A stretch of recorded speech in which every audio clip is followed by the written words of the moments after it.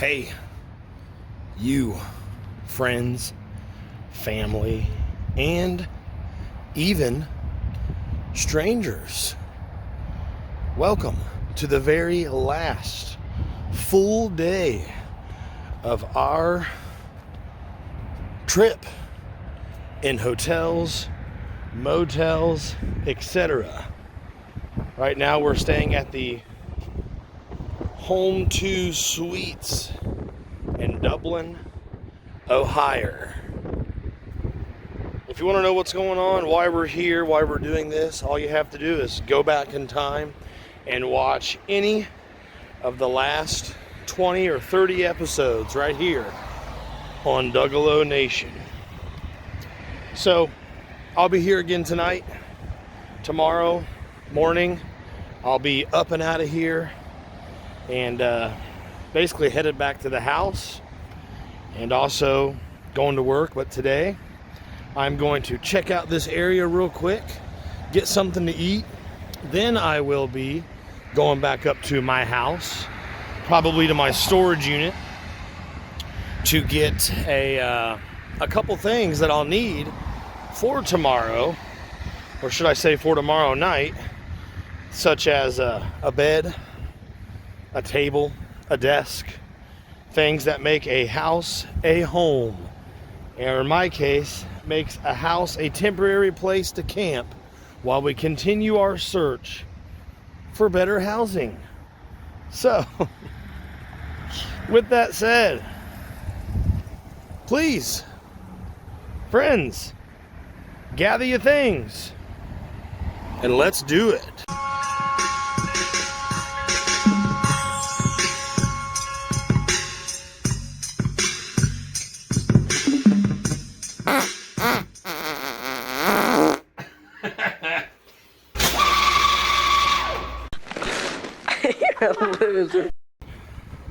Let's check out the Embassy Suites over here, right next to my hotel. I thought I'd take a walk around real quick before I head across the street and show you a place where I used to work a very long time ago.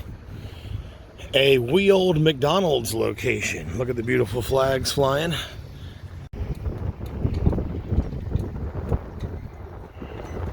Of course, the U.S. flag, the state of Ohio flag, and the Embassy Suites flag. This appears to be like a 7-story building.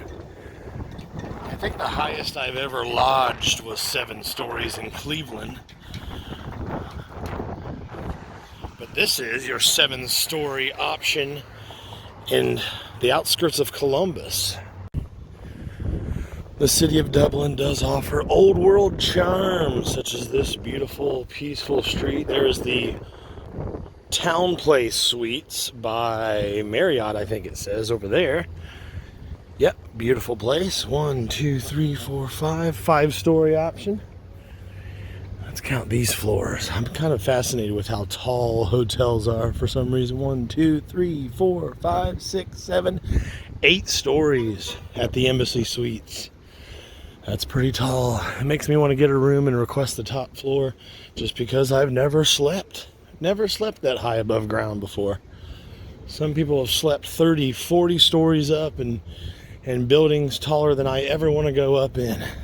I've literally woke up at having panic attacks from having dreams that I was up in tall buildings. I'm afraid of heights. I'm a big scaredy kitty. Kind of curious to see what else is down here, but I'm getting ready to turn around and head back to the old McDonald's I used to work at, actually. Part-time.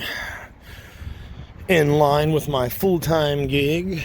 I've worked 2 jobs from the age of like 16 to the age of 35, 36. Literally maintained 2 jobs that entire time. Always. Because wanted to make things happen. A lot of the money went to waste. But I don't know. At least I learned that I am my own worst enemy sometimes when it comes to working hard for no reason. What are you gonna do, huh? I think what's down here past all these hotels is businesses, business complexes. Canon Solution America. Huh. Weird. Let's turn around and head to McDonald's. I am starved. Behind me, there is a Hilton Garden Inn. Another Hilton location. I noticed it right as I was turning around here. But anyways, onward. Let's get us something to eat real quick. It is a blundery 40 degrees right now. My winter coat is, I think, in a storage unit. It's definitely not on my body. But I am rocking the famous Menard shirt and the dead Native American hoodie. That took forever to get back. I didn't realize how far down I had walked in just that short amount of time. In relation to where my house is located, this feels like a full-on road trip to get down here to Dublin. But I would actually, it's kind of funny because I would actually consider an apartment down here if I needed to expand my search. And getting to work from here would not be hard. And, you know, it's an option. We'll see. And I believe there is such beautiful apartment options right there in that building across the street. Nice 4-story apartments right here in the heart of Ohio. I'm going to try to get a big fat jaywalking ticket now. Across the street, stand in the grass right here. See if I can't get yelled at. We made it safely to the other side. The chicken has crossed the road. There's my hotel over there. And look, we have an Ace Hardware right in the heart of a congested city, which kind of makes me laugh. You do need your home repair and yard repair supplies anywhere in the world, even in a big city. Let's take a look at this shopping plaza real quick, right across the street from where I'm lodging today. Not very much in the way of shopping. More like dental offices, massage parlors, nail salons. Anthony Thomas candy, that looks fun. Well, that looks like a lot of fun. If I needed any candy, I would go in. That's like the only actual place you can shop here in this plaza. I forgot there was a Kroger's grocery store way down there, which might come in very handy today. Might help me get some dinner ideas for back at the room later. But look at this. I now direct your attention to the one of the many McDonald's restaurants I used to work part-time or full-time, depending on the day. Let me show you something about this McDonald's restaurant that will always be burned into my memory. So yes, this literal location, McDonald's restaurant, I used to work at, and they have a unique drive-through around back. I haven't seen people standing outside to take orders at a McDonald's drive-through in a while, but when I worked here at this location, I was out here, right here, almost every freaking day with a headset and with a wireless order pad. And it was my job. This brings back some memories. It was my job to stand right there and to walk and get all the orders from the cars that were lined up. Try to get their order early so they're less likely to bail.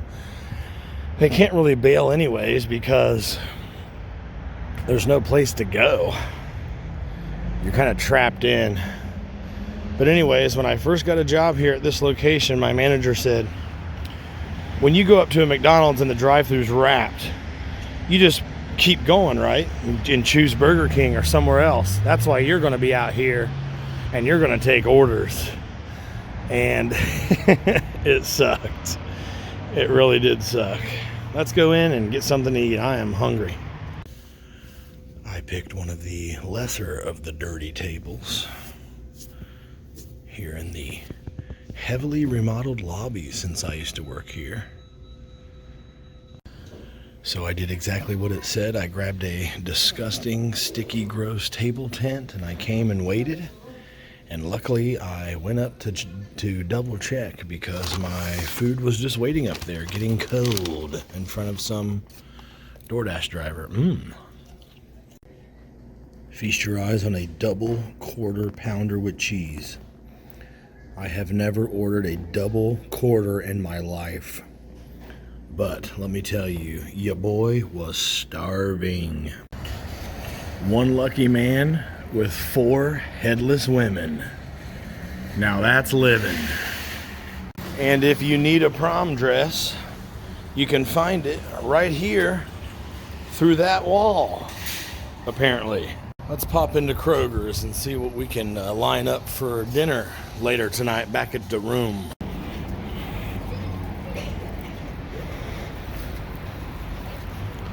Now that I have a heavy load of groceries on one arm, let's walk 10 miles. Okay, more like 1/10 a mile, but still. Being able to walk to the store and walk home is something one of the many things I was trying to accomplish with this new apartment. It can be done here in Dublin, so like I said, this might be a place to live.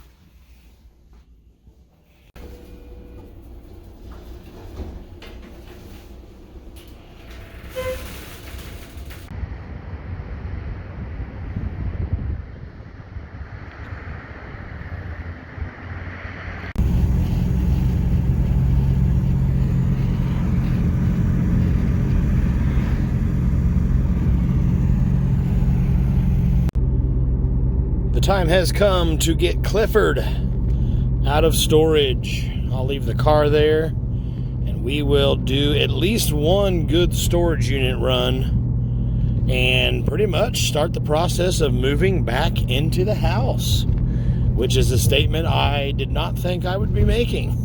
But here we go. Let's go.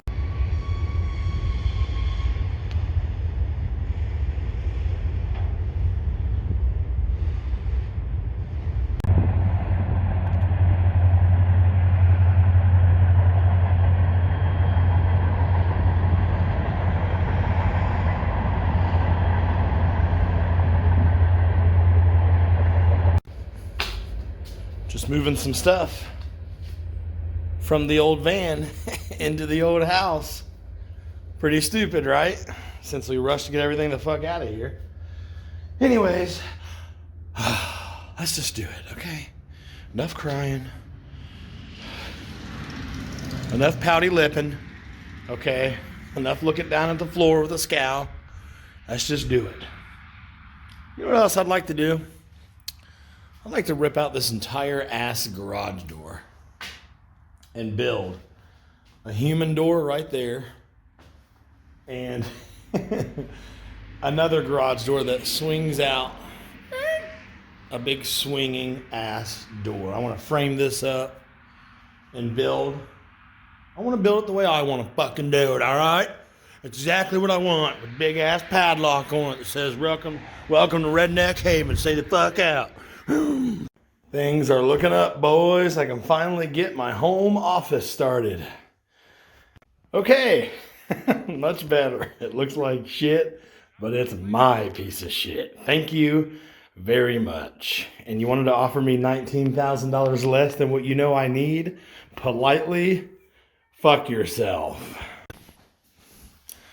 There's zero evidence to indicate that any birds realized the 2 brand new bird feeders I put out with tons of bird seed in them. That makes me sad. I was kind of hoping to do a little bird watching. But anyways, it's time to head to the storage unit. which is probably going to be the story of our lives for a month. And I want to get my bed put up. That would be great. Or at least the air bed. And what else? I feel like everything else can happen after. I mean, it would be great to put my dresser and my TV in the bedroom back in.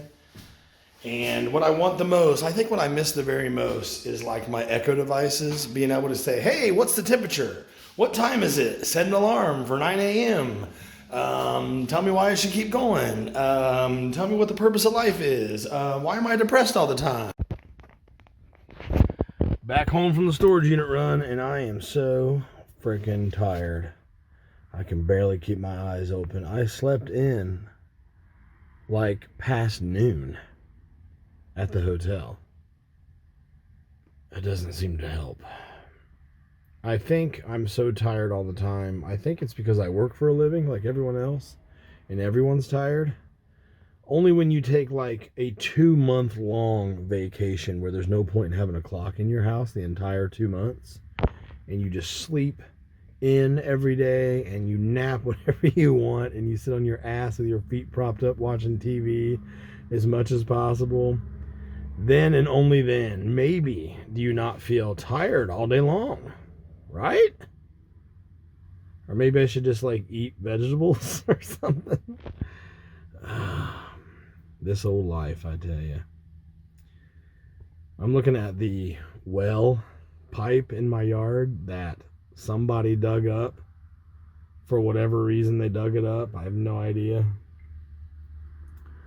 Would love to have known what the inspector saw as they walked around. Would love to have seen where that well is actually located, because I couldn't find it in like 3 years. So it blows my mind. Some people come in and in 2 seconds they can answer a problem you've been trying to figure out for years. And it's like, why do you know that? Like, why can't I know? How come nothing has helped? Anything I've ever learnt online or through a what? Nothing has helped me figure out where the damn well was. I called the city, I called the county, I looked up in do-it-yourself books and shit. I've watched 10,000 videos on how to locate your fucking well and could never find it. Some random stranger who's pretending to buy my house comes in and pulls the whole thing out and lays it in the yard in 2.5.3 seconds. But on a bright note, I got my bed frame and my mattress back home. Not really sure where any of my blankets are, but blanket schmankets. I guess I'll just steal some from the hotel, shall I? All right.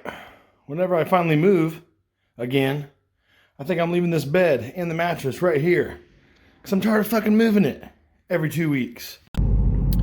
It's time now to get the heading to the hotel, to the fucking hotel for the very last night of this living somewhere else journey. What has it been, like 3.5, 4 weeks, some odd crap? I don't even know. I feel like one day I'll sit down and like sort it all out and try to figure out what happened to my life in 2025 and the first quarter and so on in 2025.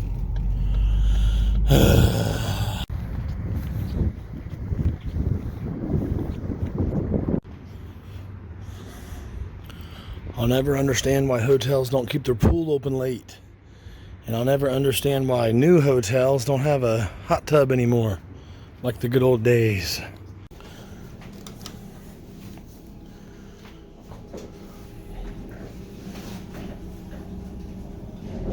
I was thinking of this earlier. If someone came in here just to like get warm in the middle of winter, all they gotta do is act like they're going to a room and then hide out in one of the foyers or lobbies.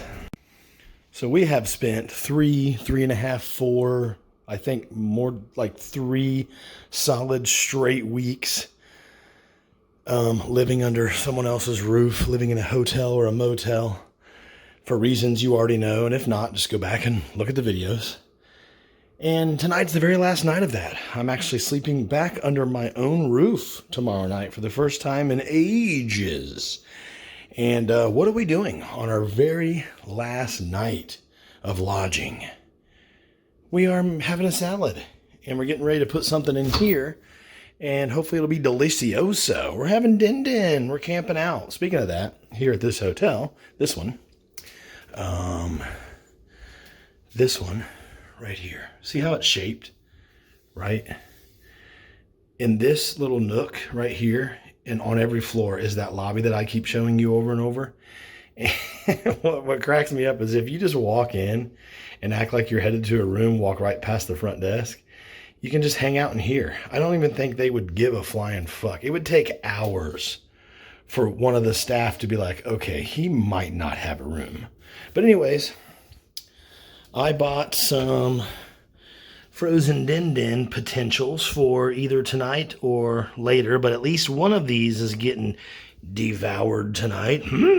Oh yeah, what I was about to say is tonight and last night there is a huge family downstairs in the lobby that brings a bunch of food down and they eat at one of the big tables. They're having like a big family dinner on the road. What if people did like their family reunions once a year at a hotel and they did that? That would be kind of interesting. But I think this is like a big company all traveling right now or something. I don't know, but their food smelled really good. I almost wanted to sneak in there and sit down and be like, hey, I'm with you guys, right? Wink, wink.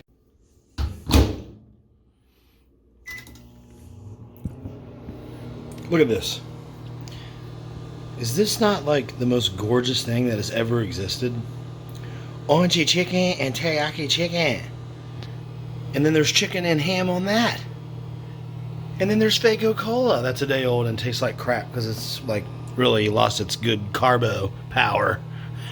Oh, tomorrow was supposed to be the day that I signed the papers and the buyer signed the papers, and we were supposed to exchange a business thing that would help us both. They were supposed to get the house, flip it, make a big profit, and I was supposed to walk away with $30K, which would allow me to not only move into my apartment, the one that's being held for me right now, but would also allow me to have about 10 grand to get me through this month that I'm not going to have income here in the month of June. Isn't that exciting? So now I gotta conserve and save for the month of June now, starting now. So my original closing date was 2 days ago. That's been moved till tomorrow, but if you know, because you've been right here, tuned in on the dialer, you know that my realtor called me, or rather texted me while I was at work, and said, yeah, these people literally said that they're only going to pay X amount, which was $19,000 less than what my realtor said we could get out of the property. And I'm like, I've already come down on price once. You know my situation. Actually, I didn't say all that because I've said that to him before. And when he toyed with the idea of them backing out last time, I said, okay, keep my lawnmower for your troubles, because I'm a nice guy, and it's not going to work. Well, this time around, I just said, okay, I'm not able to accept. What I said was, my text said, I am not able to adjust my price or adjust the closing date at this time. Sorry, keep the lawnmower. That's it. And he texts back, come on, man, you got to help me help you, man. I've already got you $5,000. Our contract has a long time left on it. And whatever else he said, no, dude. We have an exclusive listing contract, which means you're the only agent I'm allowed legally because of this contract through July to have my house listed with. I will happily keep my house off the market through July to avoid ever speaking to you again. 1. 2, he didn't get me $5,000. He asked the first potential buyer for a $5,000 deposit. No idea why he didn't ask the second one. Didn't question it. He told me we were good to go. That was bullshit. He didn't know if we were good to go or not, apparently, because I guess they were waiting for some quote on the well and the septic tank, blah, blah, blah. Do not put my house in contract, taking it off the market at the price I have indicated. Do not sign the purchase agreement if you're not willing to pay what you just signed that you're willing to pay, because that's what happened. Anyways, as far as tomorrow goes, I highly doubt I'll hear anything about it. I'm not signing shit at this point. Even if I get a text tomorrow morning that says, hey, go over there and sign everything for the closing, they've agreed to pay the full price, I will flat out ignore any text messages I get tomorrow about anything, calls, emails, or whatever. You said the deal was done. You said they were only willing to pay $19,000 less than what they first said they would. I said it ain't going to happen. We haven't spoke all weekend long. Therefore, fuck the fuck off. And that's the reason I turned on the camera just now, because I think I owe you an update. It has been now 2 days since that text conversation took place, and I have not heard a word from my realtor, which is great. I love it. Just let me get back to my life. As you saw just now, I'm moving shit back into my house. I got to reassess my budget and my finances. I got to get through June, and I'm still going to try to get an apartment. Probably not the one I wanted just now that was being held for me, but that's okay. Fuck it. Part of me doesn't want to get an apartment anymore, because it's like,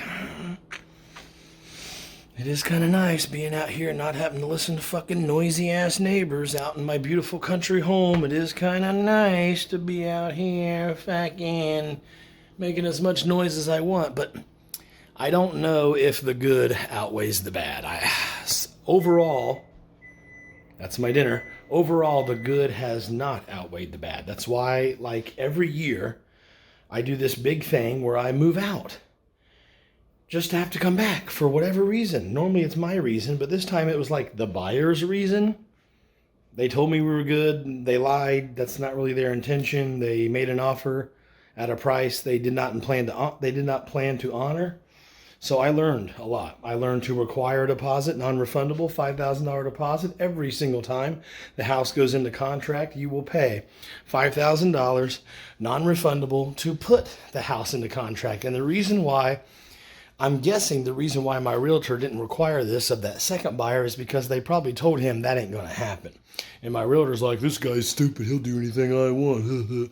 I can talk to him like he's an idiot, and he's gone with it so far. This idiot even gave me his lawnmower for only $1,000 off the commission. I mean, he was asking $2,000 for it. Was I? Or $3? I forget.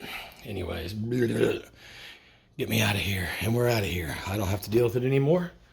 I don't care what's being said tomorrow. I'm good. I'm moving back into my house and just trying to restart my life. What do you know? So, take a good look. This is our last night. Basically I've lived in hotels and motels, if you don't already know, because the house was being, people were coming through to inspections and walkthroughs, and these things were happening randomly. A couple times my realtor just told me that so-and-so would be there. And I said once, I can't be there to unlock the door until such and such time. Okay, so one day he texted me and said, they're doing a walkthrough at 9 a.m. I text back and said, I'm not even going to be able to unlock the door until like noon. He texted me back and said, their walkthroughs at 9 a.m. I went clear out there after work, 3 in the morning, to unlock the door, to go back to wherever I was staying on that night. Total disregard for my abilities, for my schedule, for what I could and couldn't do. This guy could fucking care less. And that's one of the reasons. Well, the reason he lost this commission is because the buyer. But maybe he lost the commission because of his own crap, because if he had told me more what the buyer was doing, what they were thinking, maybe we wouldn't have entered this deal in the first place. I don't know. It's all fucking speculation now. Let's eat some dinner. Couldn't make this up if I tried. It is almost midnight. my realtor sent me a text with a link to look at this listing for this busted out trailer home. And he said, and then he texted and said, I think we can get you this cash. 3 days ago, threw a big fit that wouldn't talk to me all weekend. And I don't even know what that means. We can get you this cash. Is that another attempt to get me to accept $19,000 less than what I need right now?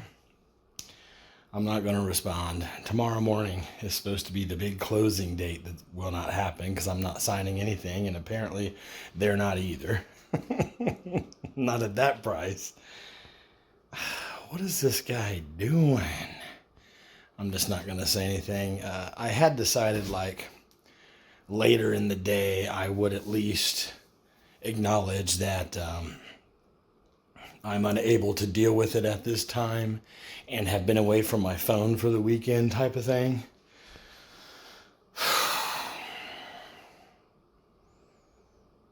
The reason I'm upset, like overwhelmed, is because I already know that he's going to start in with the petty crap again. Like, come on, man. We have an agreement. We have a listing contract. I'm not accepting anything, so there's no point in listing it. I've asked you to not list it anymore. Period. My car is way down there, right there. And I had my keys. And I was hitting the lock button over here on this side of the window, and it wouldn't reach. So I went clear to this side of the window and hit it, and it connected. So like, it's funny because I've never been able to stand somewhere and test it with that much precision. So right there is within range. What's this? 2.5, 3 feet over here is out of range. I noticed in my closet here, you can have the hotel do your laundry, it looks like. But it looks like they charge by the garment. To wash trousers or slacks, it's $11.55. To wash a pair of shorts, same. A 2-piece suit, you can have a 2-piece suit washed or dry cleaned or whatever they do for $21.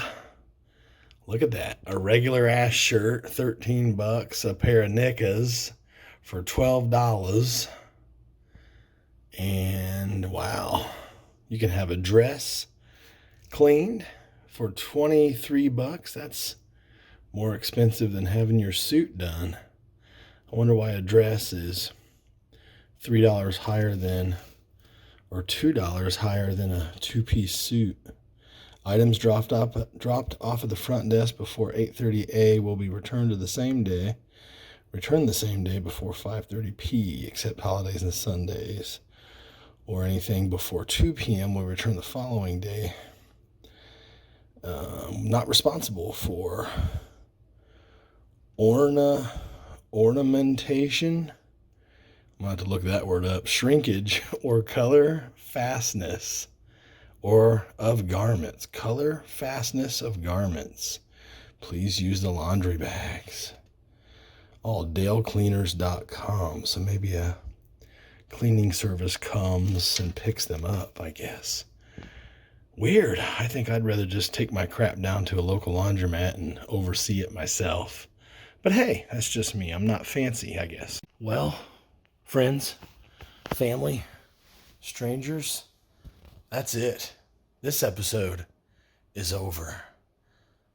Thank you for spending your precious, non-renewable time with me today at our very last full day of hotels and motels. The 3.5, 4, however long it's been, week journey is over. Tomorrow morning, we're checking out for the very last time. And by checking out, I mean getting out and leaving our keys over there.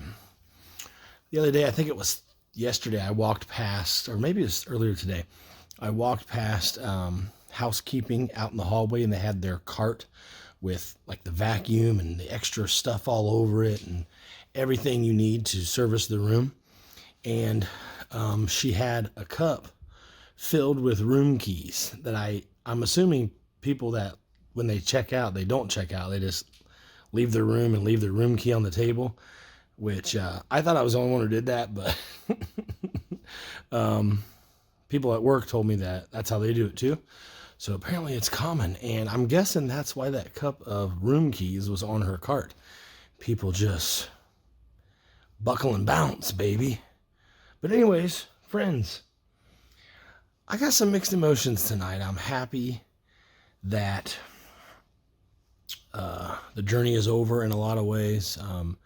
Sad that it didn't happen. I'm antsy about getting an apartment before June, but I really, really, really should wait until after that gap in my income is over and I'm on the other side of it before I start applying for apartments.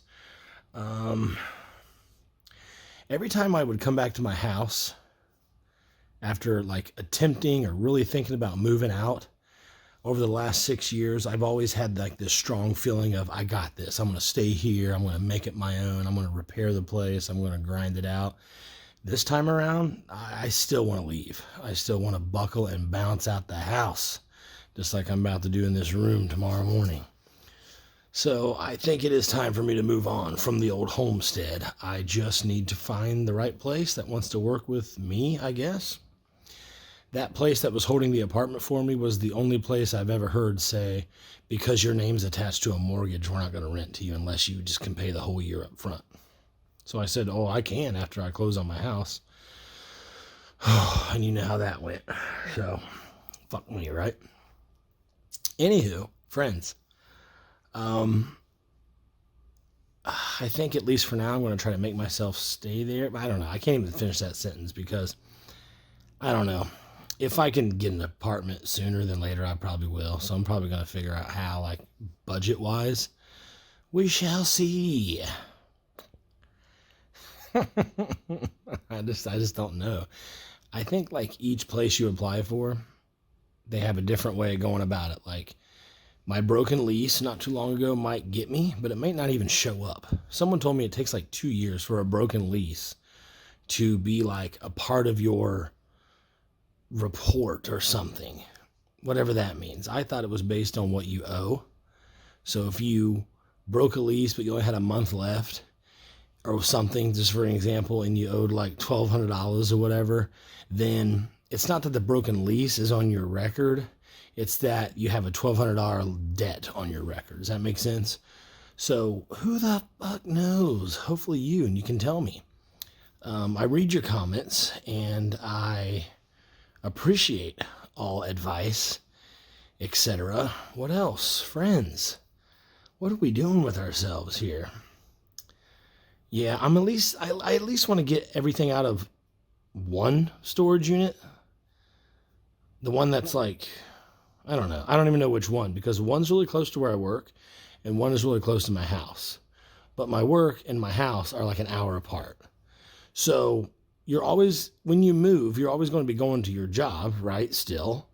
So I guess I will do this thing where I need to figure out how to get both my vehicles back on my property.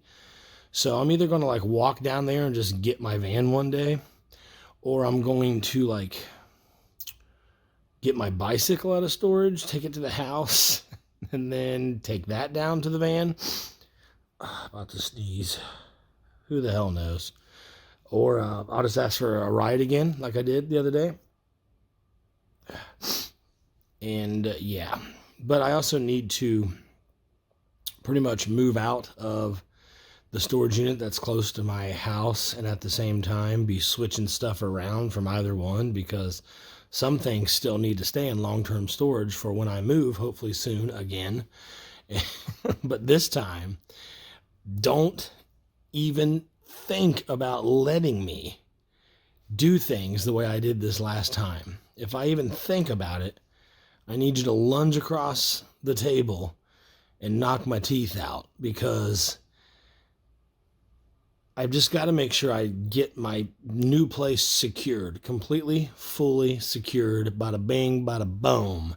Then move out of my house.